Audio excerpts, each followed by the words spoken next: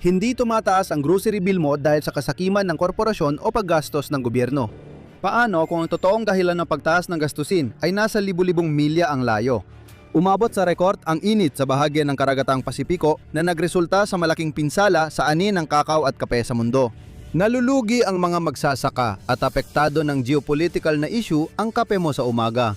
Ang buwis na binabayaran mo ay di napupunta sa gobyerno kundi nilalamon ng Karagatang Pasipiko.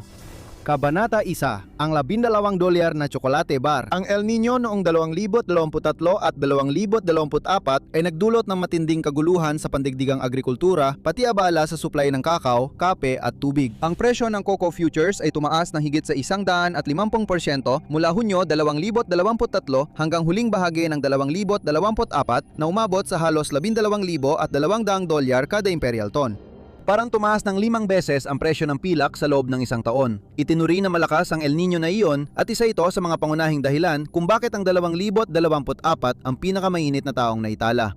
At yun pa lang ang simula. Ngayon, inaasahan ng National Oceanic and Atmospheric Administration NOAA ang isang Super El Nino na pinakamalakas sa 150 taon. Lalong lumala ang sitwasyon dahil inaasahang mangyayari ito sa tag-init ng 2026 hanggang Pebrero 2027. Ang El Nino ng 2023-24 ay nagdulot ng malawakang tagtuyot, pagbaha at mga sunog sa kagubatan. Malaki ang naging epekto nito sa agrikultura na nagresulta sa pagbabawal ng pag-export at kakulangan ng mahahalagang pananim tulad ng bigas. Nagdulot ito ng pagkaantala sa pagpapadala ng mga kalakal at kakulangan sa kuryente dahil sa mababang antas ng tubig. Ang pagsasama-sama ng mga salik na ito ang naging dahilan ng pagtaas ng presyo ng pagkain sa buong mundo.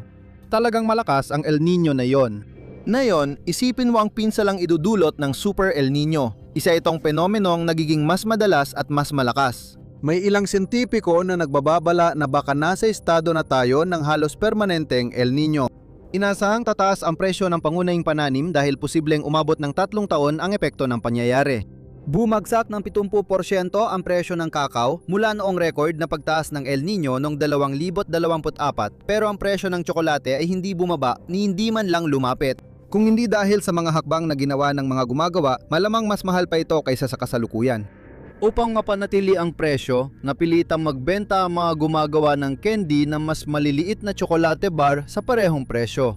Ang pinakabagong naapektuhan ay ang karaniwang Mars bar na lumiit mula 1.8 onsa hanggang 1.41 onsa noong Abril 2026. Nagbawas na rin sa kalidad ang mga kumpanya gaya ng Lindt at Sprungli, Montale at supplier na si Barry Callebaut. Pinalitan nila ang cocoa butter ng shea butter at palm oil.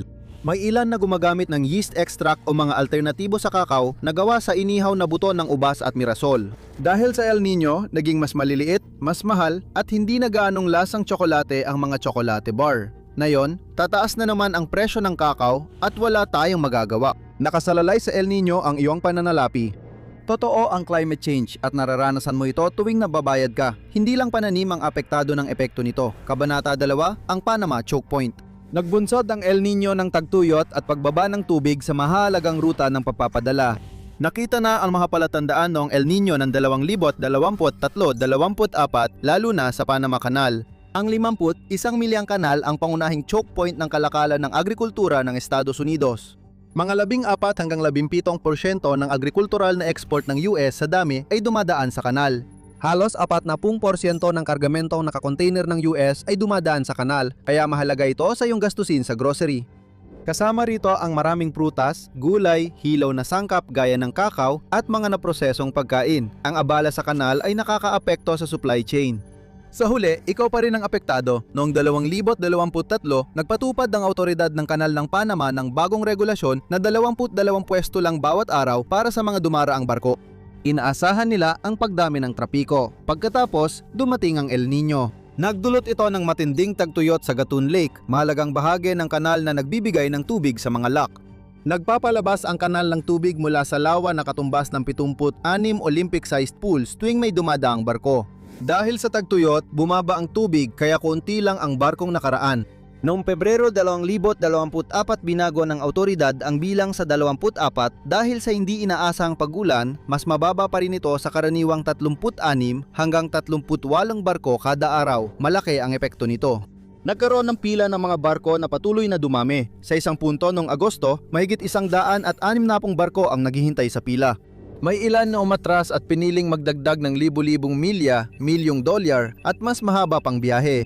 Naglayag sila paikot sa dulo ng Timog Amerika, Cape of Good Hope sa Africa o dumaan sa Suez Canal. Nag-aalok ang mga may-ari ng barko ng hanggang 4 na milyong dolyar para sa mga iniwang pwesto, lampas 20 beses sa karaniwang halaga. Kumalat ang pagkaantala sa buong supply chain na parang isang sakit. Kapag hindi makarating ang mga barko sa kanilang destinasyon, natetenggarin ang mga truck na naghihintay na isakay ang kanilang kargamento.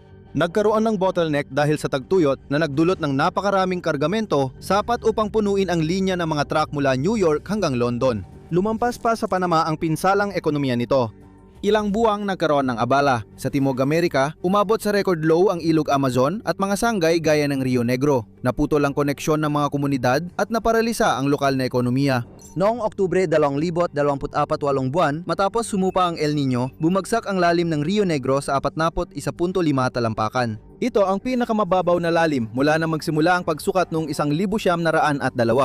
Na-stranded ang mga bangka at ferry sa ilog dahil sa mababang tubig na nagputol ng koneksyon ng daan-daang libong tao sa Brazil, Peru at Colombia. Malakas noon ang El Nino pero mas matindi ang paparating.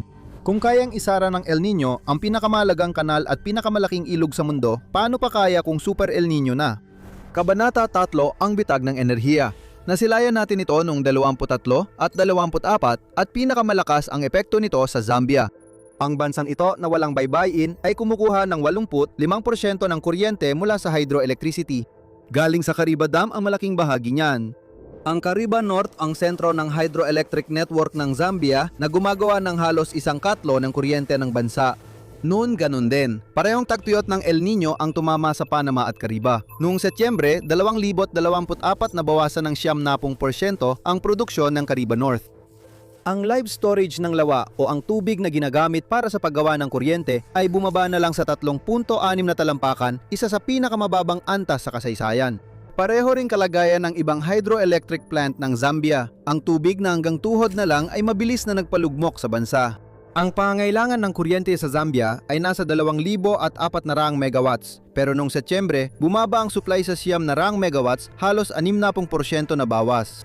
Para mapatatag ang bumabagsak na grid, nagpatupad ang ZESCO ng sunod-sunod na brownout o load shedding. Nang lumala ang krisis, lalo pang pinalawig ang mga brownout. No kasagsagan, umaabot sa 21 oras kada araw madilim ang buong bansa. Sanay na ang mga Zambian sa 4 hanggang 8 oras ng load shedding bago nagsimula ang 21 oras na brownout noong Setyembre 2024. Matapos ang 8 buwan, nakakaranas pa rin sila ng 17 oras na brownout araw-araw. Hanggang ngayon, patuloy pa ring pinahihirapan ng bansa ng pabago-bagong load shedding dahil hindi pa rin nare-resolve ang kakulangan sa enerhiya. Malala ang naging epekto ng huling El Nino sa ekonomiya. Bumaba ang produksyon, nawala ang oras na negosyo at bumagal ang ekonomiya. Ngunit nagdulot din ang pagkawala ng kakayahang mag-produce ng kuryente ng isa pang posibleng mas mapaminsalang pangmatagalang epekto, ang pag-antala sa paglipat sa mas malinis at mas luntiang mga pinagkukunan ng enerhiya. Tulad ng ibang bansa, ang Zambia ay nagpapakilala ng mas malinis na teknolohiya at pumirma ng mga kasunduan para sa solar plant upang palawakin ang pinagkukunan ng enerhiya. Kasama rito ang kasunduang nagkakahalaga ng 2 bilyong dolyar sa pagitan ng kumpanyang pag-aari ng estado ng UAE, ang Masdar, at isang power purchase agreement sa kumpanyang Canadian na Sky Power Global. Umasa silang mapailawan ang 4 na milyong bahay gamit ang solar energy. Dahil dito, napilitan ng Zambia na gumawa ng desperadong hakbang para manatiling may ilaw. Kumakapit sila ngayon sa carbon. Noong Hunyo 2026, inanunsyo ng ZCCM Investments Holdings ang sanggay ng pamumuhunan ng estado ng bansa ang pakikipagtulungan sa Wonderful Group Services Limited na pag-aari ng mga Tsino. Layunin ng proyekto ang pagtatayo ng malaking proyektong thermal na pinapagana ng karbon na inaasahang makalika ng hanggang 600 megawatt ng kuryente. Wala nang ibang opsyon ng gobyerno. Dapat bukas ang minahan, tuloy ang pabrika at konektado ang mga bahay habang dinedevelop pa ang renewable alternatives. Sabi nila, may naibibigay ang carbon na wala sa solar at hydro. Nakakagawa ito ng kuryente buong maghapon at magdamag kahit anong panahon. Ngunit pinapabilis din ito ang global na sakuna sa klima. Ipinagpapalit ang panandaliang kaligtasan para sa pangmatagalang kapahamakan. Sa isang malupit na kabalintunaan, sinasabotahe ng pagbabago ng klima ang paglipat sa berdeng enerhiya at hindi lang ito nagdudulot ng kakulangan sa kuryente. Kabanata 4, ang mga digmaan sa bigas. Ang kakulangan sa tubig ay hindi lang sanhi ng brownout. Nauubos ang pandigdigang reserba ng pagkain, tumataas ang banta ng taggutom, at presyo ng mahalagang pagkain gaya ng bigas. Sa nakaraang dekada, ang India ang nangungunang tagaluwas ng bigas sa mundo na may 40% ng global na export noong 2022 at 2023. Malaking epekto sa mundo ang anumang pagkaantala o abala sa export ng India. Iyan ang nangyari noong 23 hanggang 24 El Nino. Sa Asia, bigas ang pangunahing pagkain, nagbibigay ng 40 hanggang 67% ng kabuuang calories na kinokonsumo. Ang mga bansa gaya ng Bangladesh at Nepal ay malakas umasa sa inaangkat mula India. Lumaganap ang takot noong Hulyo 2023 nang biglang ipagbawal ng India ang pagluluwas ng di basmati na bigas na agad ipinatupad. Mahigit 40 bansa ang umaasa sa India para sa higit kalahati ng kanilang inaangkat na bigas, kaya naapektuhan ng pagbabawal ang 25% ng export ng India at nagdulot ng pagkataranta. Umabot na 14 na buwan ang pagbabawal bago ito inalis ng pamahalaan ng India noong Setyembre 2024. Sa panahong ito, bumaba ng 34% ang export ng bigas ng India kumpara nung nakaraan. Lumiit ng 88% ang pagluluwas ng puting di basmati na bigas. Katumbas ito ng pagtanggal ng lahat ng bigas sa mga istante ng bawat Walmart sa US na nagdudulot ng malaking pagtaas ng presyo ng bigas sa buong mundo. Naghanap agad ng bagong supplier ang mga bansa sa Asia at Sub-Saharan Africa pero tinamaan din ng El Nino ang Thailand, Vietnam at ibang exporter. Noong Pebrero 2024, tumaas ng 22% ang presyo ng benchmark na bigas mula Thailand, pinakamataas sa 15 taon. Hindi pa dito natapos ang pagkabigla. Tumaas ang presyo ng bigas sa Asia at Africa, matinding naapektuhan ang Nepal, Pilipinas at Senegal. Walang duda na lalong pinalala ng aberya ang kakulangan sa pagkain at kahirapan sa mga lugar na pinaka hindi kayang pasanin ito. Tinatayang umabot sa $353 milyong ang nawalang benepisyo sa Sub-Saharan Africa lamang bilang direktang epekto ng pagbabawal. Simula nang alisin ang pagbabawal, dumami ang supply mula India at ibang bansa.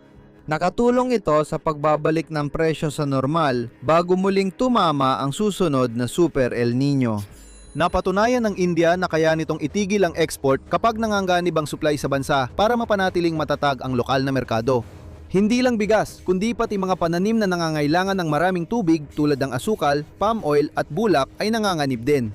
Ilan lang mas mabilis makasira ng lipunan kaysa pagkaubos at pagmahal ng pangunahing pagkain, lalo na sa umuunlad na bansa. Maaring maging mas madalas ang migrasyon, kawalang tatag sa politika, kaguluhan, at pagtaas ng presyo ng bilihin. Ang $12 na chocolate bar kakulangan sa tubig at krisis sa bigas ay hindi magkakahiwalay na sakuna. Magkakaugnay ang mga ito sa isang napakalaking sistema ng atmosfera at ang sistemang iyon ay unti-unting nasisira. Kabanata 5, ang hindi nakikitang makina. Sa El Nino, kadalasan ay tinututukan kung paano nito pinapataas ang temperatura ng ibabaw ng tropikal na karagatang Pasipiko. Dahil dito, nakakaroon ng aberya sa pag-ulan, tagtuyot, pagbaha at iba pang suliraning pangklima. Totoong may mga problemang ito, pero hindi mataas na temperatura ang pinakamapanganib na epekto.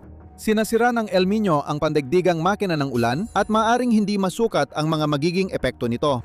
Ang silangan kanlurang sirkulasyon ng hangin sa karagatang Pasipiko na tinatawag na Walker Circulation ang nagtatakda ng galaw ng pandaigdigang kalakalan. Malaki ang papel nila sa paghubog ng pandaigdigang klima. Umaakyat ang hangin sa tropikal na kanlurang Pasipiko at bumibiyahe pa silangan sa itaas ng atmosfera. Pagkatapos, ang hangin ay bumababa pabalik sa ibabaw ng silangang karagatang Pasipiko kung saan hinihipan ito ng mga hangin sa ibabaw pabalik sa kanluran. Hindi ito laging pare-pareho. Minsan mahina, minsan malakas.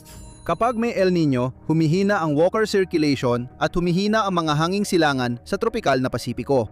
Ang pagbabagong ito ay nakakagulo sa global na panahon. Sa kanlurang Pasipiko tulad ng Indonesia at Australia, nagiging mas mainit at tuyo, kadalasang nagdudulot ng tagtuyot.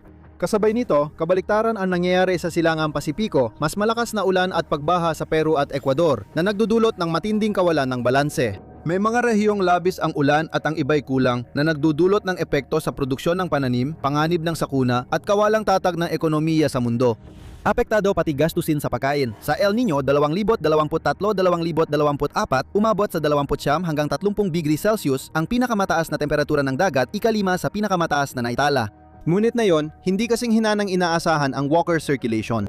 Bahagyang nabawasan ang epekto ng mas mainit na tubig sa Pasipiko dahil sa walang kapantay na init sa tropical na karagatang Indian at Atlantiko. Ang sobrang init ay nagdulot ng pagbabago sa atmosfera na nagpalakas sa mga hanging pass at Walker circulation na kumontra sa impluwensya ng Pasipiko. Dahil dito, mas mababa ang karaniwang mga anomalya sa pag-ulan sa tropikal na Pasipiko kaysa inaasahan, pero mali isipin na ligtas na tayo agad. Hindi tayo nakaligtas dahil ang epekto ng sirang makina ng ulan na ito ay hindi lang nananatili sa tropiko. Aktibo nitong hinahabol ang natitirang bahagi ng mundo sa pamamagitan ng pagbaluktot ng jet stream. Ang tropical na ulan ang nagdudulot ng init na nagtutulak sa global na alon ng atmosfera. Dahil mahina ang epekto sa Walker circulation, noong 23 at 24, hindi nagkaroon ng malalakas na extratropical teleconnections. Ang teleconnection ay paulit-ulit at malalaking pattern ng presyon at sirkulasyon ng atmosfera na nag-uugnay ng mga anomalya ng klima sa mga lugar na libu-libong milya ang layo sa isa't isa. Tulay ang mga ito na nagpapahintulot na maapektuhan ng panahon sa isang lugar ang iba pang reyon. Ang teleconnection ay tumatagal ng linggo hanggang buwan at madalas bumabalik sa siklo.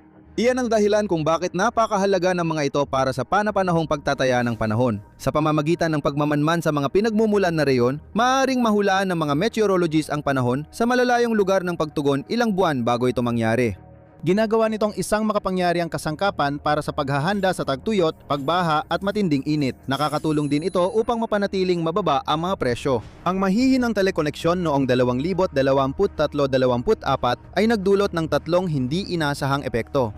Inasahan ng mga meteorologist na ang mahinang Walker circulation ay magdadala ng basang taglamig sa katimugang Estados Unidos at California. Ang rehiyon ay matagal nang nakararanas ng matinding tagtuyot, ngunit hindi ito talaga nangyari at nagpatuloy pa rin ang tagtuyot. Pangalawa, ang El Nino ay nagpapabagal sa aktibidad ng bagyo dahil sa mataas na vertical wind shear na napapahina sa mga ito. Dahil mahina ang tugon ng sirkulasyon ng atmosfera, hindi nabuo ang shear sa Caribbean at Atlantic gaya ng inaasahan. Dahil dito, ang panahon ng bagyo noong 2023 ang ikaapat na pinakaaktibo sa kasaysayan. Pangatlo, hindi na rin mapagkakatiwalaan ang mga panapanahong pagtataya. Ang karaniwang ugnayan sa pagitan ng temperatura ng dagat sa Pacific at mga pandaigdigang pattern ng klima ay nawala.